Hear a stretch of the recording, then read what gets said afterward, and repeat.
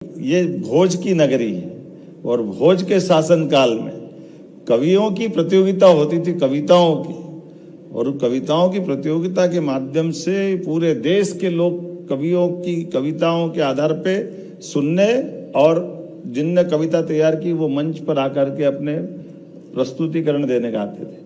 और ऐसा माना जाता था, वो थोड़ा पुरस्कार तो बड़े वाला है, एक एक शब्दों पर राजा भोज सोने की ईंट देते थे। एक एक क्या इनाम मिलता होगा भगवान ही मालिक। एक एक शब्दों के ऊपर, कविता के रचनाओं के बलबूते पर। तो ये हमारी भाषा को, हमारी कविताओं को प्रोत्साहन देने का कितना उज्जवल काल था।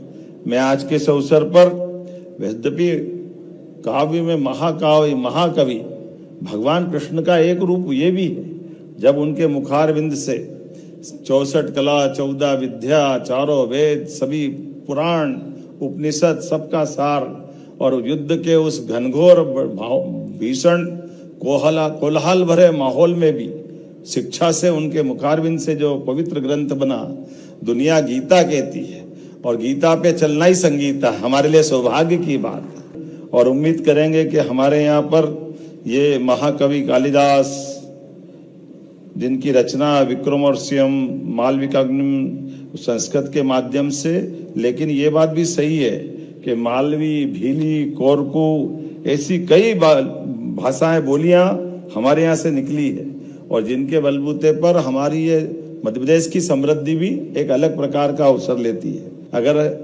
हिंदी की बात हो, मातृभाषा की बात हो, और अटल बिहारी वाजपेयी जी याद नहीं करो तो बात नहीं बनती।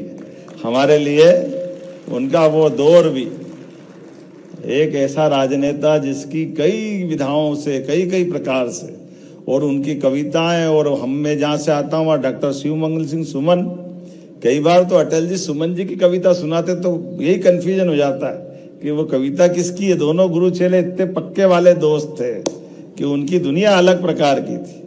उनकी अपनी जो एक एक बोली गई भाषा की बातें और कविताओं की पंक्तियां, क्या हार में क्या जीत में, भयभीत नहीं में, क्या बताओ, किंचित नहीं भयभीत में।